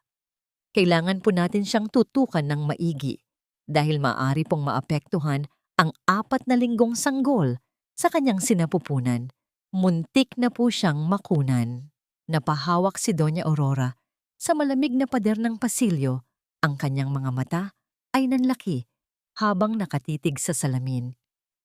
Isang sanggol, isang dugong Monteverde ang dinala niya sa bingit ng kamatayan dahil sa kanyang kalupitan. Paano siya titingin sa mata ng kanyang anak kung malaman nitong muntik nang mamatay ang sarili nitong pamilya dahil sa pagpapalayas niya? Ang sugat na gawa ng apoy sa balat ay naghihilom sa paglipas ng panahon, ngunit ang paso ng pagtataboy sa kaluluwa ay nag-iiwan ng habambuhay na pilat. Bumukas ang mga mata ni Sofia, sinalubong ng nakasisilaw na puting liwanag ng kisame at ang tahimik na pagtibok ng mga makina sa kanyang tabi. Ang kanyang lalamunan ay tuyong-tuyo at ang bawat paghinga ay may dalang mahapding paalala ng usok na muntik ng kumitil sa kanyang buhay. Dahan-dahan niyang inikot ang kanyang paningin, hinahanap ang isang figura na pinakamahalaga sa kanya, ngunit tanging puting kumot at malamig na hangin ang kanyang natagpuan. Mrs. Monteverde, huwag muna kayong masyadong gumalaw. Ang maingat na paalala ng nurse na nag-aayos ng kanyang dextrose. Ligtas na po kayo at masaya po naming ibinabalita na ligtas din ang sanggol sa inyong sinapupunan. Kapit na kapit po ang anak ninyo. Nang purong kaligayahan ang bumalot kay Sofia. Napahawak siya sa kanyang tiyan. Ang mga luha ng ginhawa ay dahan-dahang pumatak mula sa gilid ng kanyang mga mata. Sa gitna ng lahat ng trahedya, narito ang isang himala na ipinaglaban ang sarili nitong karapatang mabuhay. Subalit ang nangiti sa kanyang labi ay mabilis na naglaho nang maalala niya ang dahilan kung bakit siya narito. Si Marcus, Nasaan ang asawa ko? Ang nanginginig na tanong ni Sofia, ang kaba sa kanyang dibdib, ay muling nanumbalik. Bago pa man makasagot ang nurse, bumukas ang pinto ng kanyang kwarto. Pumasok ang isang bulto ng tao na hindi niya inaasahang makikita. Si Doña Aurora. Wala na ang mga mamahaling hiyas, wala na ang maayos na buhok at ang mapagmataas na tindig. Ang matanda ay tila lumiit, ang mga balikat ay nakayuko, at ang mga mata ay namumula dahil sa walang tigil na pag-iyak. Hinarap ni Sofia ang kanyang biyenan. Kung noong nakaraan ay automatiko siyang lumuhod at nagpakumbaba, ngayon, nanatili siyang nakasandal sa unan. Ang kanyang mga mata ay walang mababakas na takot. Tanging isang malamig na determinasyon ng isang inang handang protektahan ang kanyang anak. Anong ginagawa niyo rito? Ang matigas na tanong ni Sofia, ang kanyang boses ay tila yelo na bumalot sa silid. Lumapit si Doña Aurora, ngunit huminto ito sa gilid ng kama. Hindi alam kung saan ilalagay ang kanyang mga kamay. Sofia, naparito ako para humingi ng tawad. Ako ang may kasalanan ng lahat. Kung hindi ko kayo itinaboy, kung hindi ko binasag ang inyong pag-ibig, hindi mangyayari ito. Dahan-dahang lumuhod ang reyna ng mga Monteverde. Ang tuhod na dati ay yumuyuko lamang sa harap ng Diyos, ay ngayon ay nakasayad sa sahig ng ospital, sa harap ng babaeng tinawag nitong basahan. Patawarin mo ako, Sofia. Pakiusap. Tulungan mo akong ibalik ang loob ng anak ko. Hindi siya gumigising. Sabi ng mga doktor, masyadong mahina ang kanyang katawan, ngunit alam kong ang kawalan ng rason para mabuhay ang unti-unting pumapatay sa kanya. Kailangan niya ang asawa niya. Kailangan niya kayo ng magiging apo ko. Tinitigan ni Sofia ang babaeng sumira sa kanyang dignidad. Ang luhang dumadaloy sa pisngi ni Doña Aurora ay totoo. Ngunit sapat ba iyon upang hugasan ang mga latay sa kanyang puso? Naalala niya ang sampal sa harap ng maraming tao, ang malamig na marmol na pinagluhuran niya, at ang pagtataboy na muntik ng kumitil sa buhay ng anak sa kanyang sinapupunan. Napakadali para sa inyong umiyak at humingi ng tawad ngayon, Doña Aurora, dahil kayo na ang nawawalan.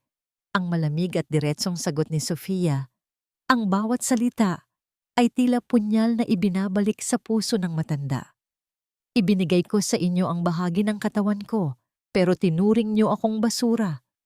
Handa akong magtiis para kay Marcos, pero hindi para sa batang dinadala ko. Hindi pera o pabor ang kailangan niya mula sa inyo, kundi ang pagkataong kinuha niyo sa amin. Dahan-dahang pinunasan ni Sofia ang sariling luha. Pupuntahan ko ang asawa ko, hindi dahil sa utos niyo, at lalong hindi para ibalik ang buhay niyo. Pupuntahan ko siya dahil asawa ko siya. Pero tandaan niyo ito, ang araw na lumabas kami ni Marcos sa ospital na ito, kalimutan niyo ng may manugang at apo kayo. Nag-iwan ang mga salitang yon ng matinding kaba at kawalan ng pag-asa kay Doña Aurora.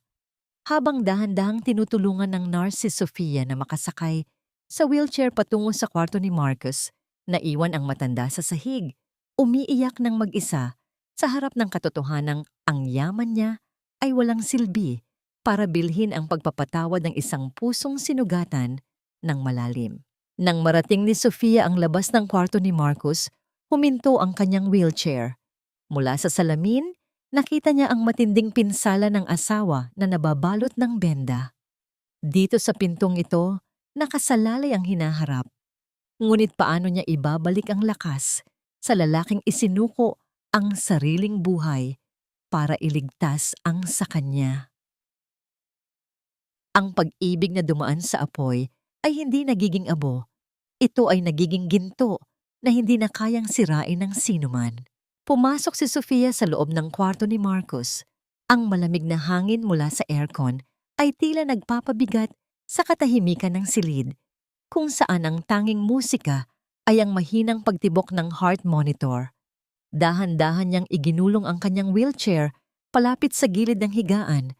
Ang kanyang mga mata ay nakatuon lamang sa mukha ng lalaking nagbigay sa kanya ng lahat, At muntik nang mawala ang lahat dahil sa kanya. Nakabalot ng puting benda ang halos buong katawan ni Marcos. Ang mga braso na dati ay nagbibigay sa kanya ng init at proteksyon ay ngayon ay nakadugtong sa mga tubo. Tila piniga ang puso ni Sofia nang makita ang kalagayan ng asawa. Ginamit ba niya ang sariling katawan bilang panangga upang hindi masunog ang kanyang asawa? Ang katotohanan yon ay isang malaking bundok ng pag-ibig na hindi niya alam kung paano tutumbasan. Marcos, ang mahinang tawag ni Sofia, ang kanyang boses ay basag ng pighati habang dahan-dahang inaabot ang kamay ng asawa. Nag-iingat na hindi masagi ang mga sugat. Nandito na ako. Ligtas ako, mahal. Ligtas din ang anak natin. Nang pag-asa, ang naganap ng maramdaman ni Sofia ang bahagyang paggalaw ng mga daliri ni Marcos, tila tumutugon sa init ng kanyang palad. Inilapit niya ang kamay ni Marcos sa kanyang pisngi, hinahayaan ang mga luha niya na bumasa sa tuyong balat ng lalaki. Dito sa loob ng kwartong ito, walang bilyonaryo, walang katulong, at walang mga mapanghusgang mata. Tanging dalawang kaluluwang pinilit sirain ng mundo, ngunit piniling buuin muli ang isa't isa. Sa labas ng salamin, tahimik na nakatayo si Doña Aurora. Ang kanyang mga luha ay patuloy na umaagos habang pinagmamasdan ang mag-asawa. Para siyang isang bata na nakatingin sa isang tahanan na kailanman ay hindi niya na mapapasok. Ang mga salita ni Sofia ay paulit-ulit na umaalingaw-ngaw sa kanyang isipan. Paano siya makakabawi? Paano niya maibabalik ang tiwala ng isang taong inalisan niya ng dangal sa harap ng buong lipunan? Bumalik ang gunita ni Doña Aurora sa kanyang sariling kabataan. Kung paano siya tinawag na walang kwenta ng mga magulang ng kanyang yumaong asawa dahil nanggaling siya sa isang mahirap na pamilya. Itinayo niya ang kanyang imperyo upang hindi na muling maapakan. Ngunit sa paglipas ng panahon, siya mismo ay naging ang halimaw na kanyang kinamumuhian. Naging masahol pa siya sa mga taong umapi sa kanya. Habang nakatitig sa peklat sa tagiliran ni Sofia na bahagyang nakikita mula sa ospital na damit na suot nito, napagtanto ni Doña Aurora na ang tunay na utang na loob ay hindi nasusukat sa salapi. Ito ay nasusukat sa kakayahang ibigay ang buhay para sa iba. Isang bagay na paulit-ulit na ginawa ni na Sofia at Marcos, ngunit hindi kailanman niyang nagawa para sa kahit kanino, kundi para lamang sa kanyang pride. Dahan-dahang bumukas ang mga mata ni Marcos. Malabo pa ang kanyang paningin, ngunit ang pamilyar na amoy ng buhok ni Sofia at ang lambot ng mga kamay nito ang unang bumati sa kanyang diwa. Pilit siyang ngumiti kahit na masakit ang bawat galaw ng kanyang labi. Sa Sofia! Ang paos niyang bulong. Ang sakit ko sa katawan. Pero mas masakit noong nawala ka sa paningin ko. Shh! Nandito na ako. Hindi na ako aalis. Hindi na tayo aalis. Ang nag-iiyak na sagot ni Sofia habang hinahalikan ng noo ng asawa. Magiging maayos din ang lahat. May batang naghihintay sa atin, Marcos. Isang buhay na kailangan ng kanyang ama. Tila nabuhayan ng lakas si Marcos sa narinig. Isang anak? Magiging ama na ako? Tumango si Sofia. Ang kanyang naman ngiti ay mas maliwanag pa sa anumang hiyas ng mga Monteverde.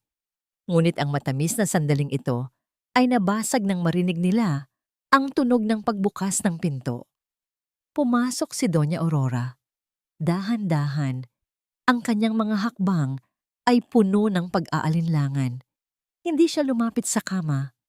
Nanatili siyang nakatayo sa may pintuan, umiiyak ng tahimik. Marcos, Sofia, ang nanginginig na boses ng matanda. Hindi ako pumunta rito para ipagpilitan ang sarili ko. Gusto ko lang sabihing, bukas maglalabas ako ng pampublikong pahayag. Lilinisin ko ang pangalan ni Sofia sa lahat ng pahayagan at ipapaalam sa buong mundo ang aking mga kasalanan. Nagkatinginan sina Marcos at Sofia. Ang tulay ng pagpapatawad ay hindi kailanman mabilis itayo, lalo na kung ang pundasyon nito ay sunog na kahoy. Handa na ba silang patawarin ang babaeng muntik nang sumira sa kanilang buhay? O tuluyan na nilang isasara ang pinto sa ina na sa wakas ay natuturing lumuhod? Ang bawat kislap ng mga kamera ng mga mamamahayag ay tila mga kidlat na nagbibigay liwanag sa katotohanang matagal nang ibinaon sa dilim. Sa loob ng isang punong-punong press room, nakaupo si Doña Aurora sa harap ng lahat ng malalaking istasyon ng telebisyon sa bansa. Ang kanyang mukha ay seryoso, walang bahid ng kanyang dating pagmamataas. Sa tabi niya, nakaupo sina Marcos at Sofia. Si Sofia ay nakasuot ng isang simpleng puting damit. Ang kanyang mukha ay maliwanag at payapa, habang si Marcos ay mahigpit na nakahawak sa kanyang kamay. Ang mga benda sa kanyang braso ay paalala pa rin ng apoy na kanilang nalampasan. Narito ako ngayong araw upang itama ang isang malaking pagkakamali. Ang panimula ni Doña Aurora, ang kanyang boses ay matatag at malinaw. Ang babaeng nasa tabi ko, si Sofia Monteverde, ay hindi isang magnanakaw. Siya ang aking manugang, ang asawa ng aking anak, at higit sa lahat, siya ang babaeng nagligtas sa aking buhay sa pamamagitan ng pagbibigay ng kanyang sariling organo noong ako ay nag-aagaw buhay. Ang lahat ng paratang laban sa kanya sa gabing yon ng gala ay gawa-gawa lamang. Isang malupit na pakana upang siya ay hiyain at itaboy. Nang matinding katahimikan ang bumalot sa silid bago sumabog ang bulungan ng mga reporter. Ngunit hindi doon nagtapos si Doña Aurora. Itinaas niya ang isang video sa screen, isang kuha mula sa CCTV ng mansion na hindi alam ng lahat na naisalba mula sa sunog. Doon, kitang-kita ang ginawang paglalagay ni Kontesa ng kwintas sa bulsa ng apron ni Sofia habang ang lahat ay abala.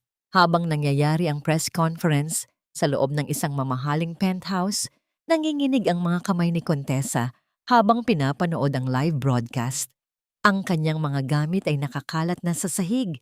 Ang kanyang mga kontrata sa modeling ay isa-isang kinakansela ng kanyang mga manager. Ang kanyang social media ay punong ng libu-libong komento ng pagkadismaya at galit mula sa publiko. Ang reyna ng alta sosyedad ay naging isang pariya sa loob lamang ng ilang minuto. Ang kanyang pangalan na dati ay simbolo ng kagandahan ay naging kasing kahulugan na ng inggit at kasamaan.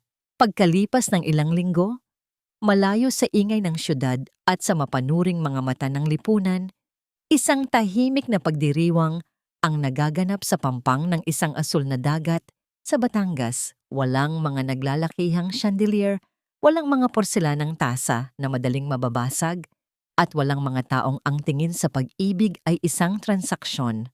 Nakatayo si Marcos sa tabi ng isang arko na gawa sa mga sariwang bulaklak at tuyong sanga. Ang kanyang mga mata ay nakatuon sa isang babaeng dahan-dahang naglalakad sa buhanginan. Si Sofia ay tila isang anghel sa kanyang simpleng lace gown. Ang kanyang buhok ay hinahampas ng sariwang hangin ng dagat. Ang kanyang tiyan ay bahagya ng bumubukol, isang lihim na ngayon ay ipinagmamalaki na nilang dalawa sa mundo. Sa harap ng dagat na ito at sa harap ng ating magiging anak, ipinapangako ko, Sofia.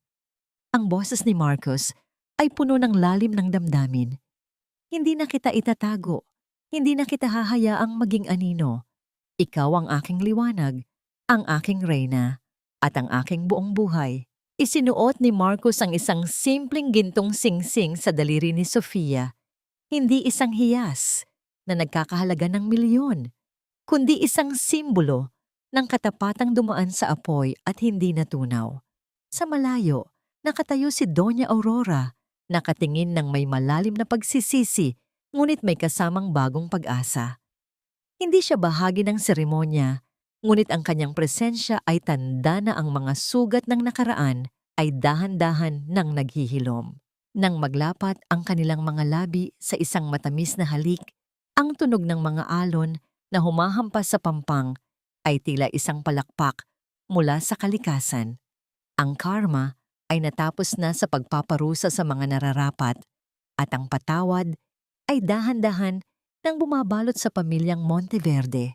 Ngunit habang ang lahat ay tila papunta na sa isang masayang katapusan, isang huling anino ang dahan-dahang lumalapit sa kanila mula sa likuran. Isang tao mula sa madilim na nakaraan ni Sofia ang nakatayo sa dulo ng dalampasigan.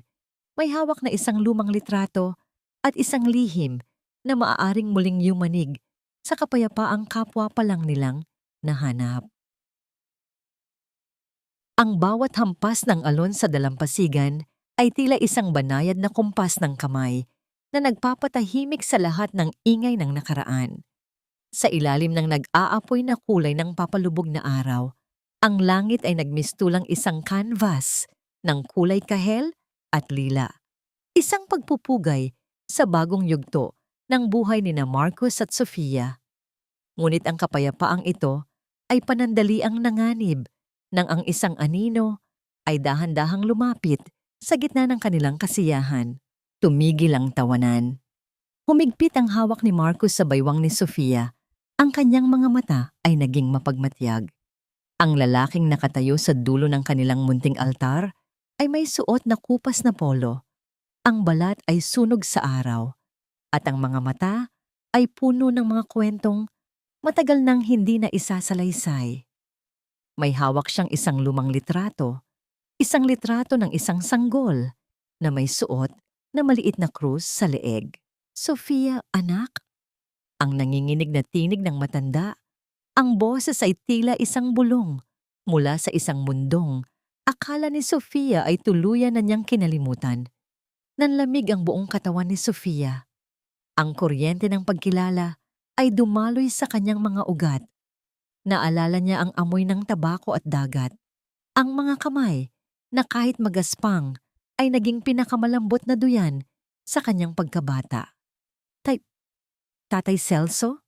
Nang muling pagkakaisa ang yumanig sa dalampasigan, hindi ito ang drama ng mga Monteverde na puno ng ginto at hiyas. Ito ay ang drama ng isang anak na muling nahanap ang kanyang ugat. Si Mang Celso, ang amang inakala ni Sofia na nawala na sa isang bagyo sa laot.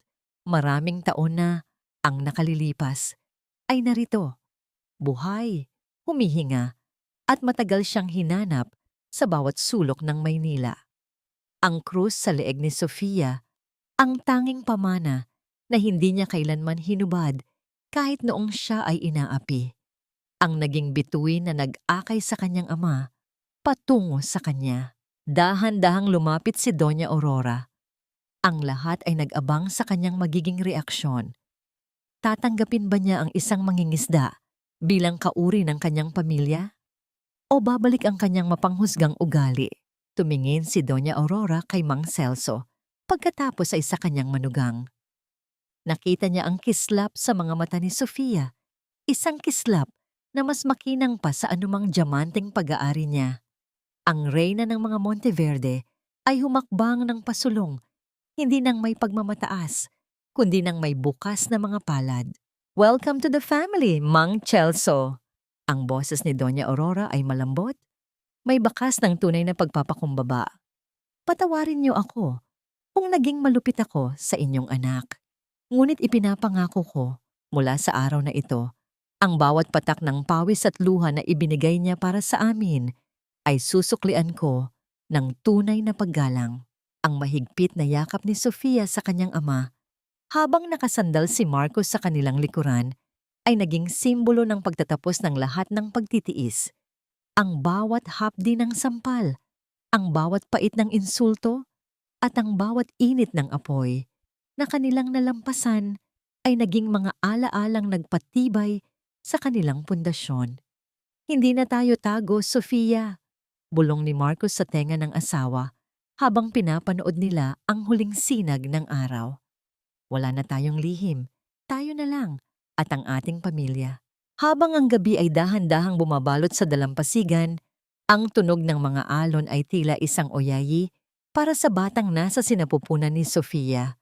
Ang kwento ng lihim na reyna ay nagtapos hindi sa pagkuha ng isang korona, kundi sa pagyakap sa isang buhay na puno ng katotohanan.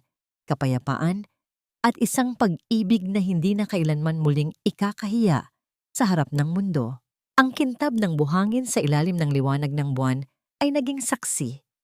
Ang tunay na kayamanan ay hindi nasusukat sa pangalang dala mo, kundi sa mga taong handang manatili sa tabi mo kapag ang lahat ng ginto ay naglaho na.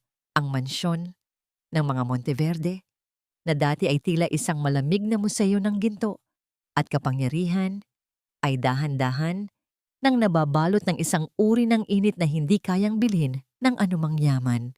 Ang tunog ng mga yabag sa makinis na sahig ay hindi na nagdadala ng takot, kundi ang masayang ingay ng isang maliit na bata na hinahabol ang kanyang sariling anino sa ilalim ng mga dambuhalang chandelier. Isang taon na ang lumipas mula noong gabing iyon ng gala na nagpabago sa lahat. Nakatayo si Sofia sa malawak na hardin, pinagmamasdan ng kanyang anak na si Gabriel, habang karga-karga ito ni Mang Celso. Ang kanyang ama ay tila bumata ng 10 taon. Ang mga mata ay nagniningning habang itinuturo sa apo ang mga makukulay na paru-paro sa paligid. Dahan-dahang lumapit si Marcos mula sa likuran at niyakap si Sofia. Ang haplos ng kanyang asawa ay wala ng bakas ng pag-aalinlangan, tanging purong pagmamahal at pagkilala sa babaeng nagligtas sa kanyang buong pagkatao. You look so beautiful, Sofia, lalo na ngayong wala ka nang kailangang itago. Ang mahinang bulong ni Marcos habang idinidikit ang kanyang noo sa balikat ng asawa. Masarap huminga ng walang takot, Marcos, ang tugon ni Sofia. Ang bawat araw ay tila isang regalo na hindi ko akalaing matatanggap ko matapos ang lahat ng unos. Napatingin sila sa gilid nang lumabas si Doña Aurora mula sa terrace. May hawak siyang isang maliit na tasa ng tsaa, isang tsaa na siya na mismo ang nagtimpla. Dahan-dahan siyang lumapit kay Sofia at iniabot ang inumin. Ang kanilang mga daliri ay nagkadikit, at sa pagkakataong ito, walang porselanang nabasag. Tanging ang matamis na ngiti ng pagtanggap ang namutawi sa kanilang pagitan. Salamat, Sofia, ang mahinang sabi ni Doña Aurora. Alam nilang dalawa na ang salitang iyon ay hindi lang para sa tsa, kundi para sa buhay na ibinigay ni Sofia sa kanya, at sa pagkakataong maging isang tunay na lola at ina na muling ibinigay sa kanya sa kabila ng lahat ng kanyang kasalanan. Ang pagpapatawad ba ay ganap na? Marahil ay hindi sa isang iglap, dahil ang bawat sugat ay nangangailangan ng panahon para maghilom. Ngunit ang mahalaga ay ang desisyon nilang lahat na humakbang pasulong. Nahanap ni Sofia ang tunay na kapayapaan, hindi sa pagiging asawa ng isang bilyonaryo, kundi sa pagiging isang babaeng may malinis na budhi at buong pagkakakilanlan. Natutunan ng pamilya Monteverde na ang tunay na korona ay hindi gawa sa diamante, kundi sa tibay ng paninindigan at lalim ng sakripisyo. Ang lihim na reyna ay hindi na kailangan pang magtago sa anino ng mansyon dahil ang kanyang liwanag ang ngayon ay nagsisilbing gabay sa isang pamilyang minsang naligaw sa kislap ng ginto. Habang lumulubog ang araw, ang bawat sulok ng mansyon ay napuno ng tawanan at pag-asa.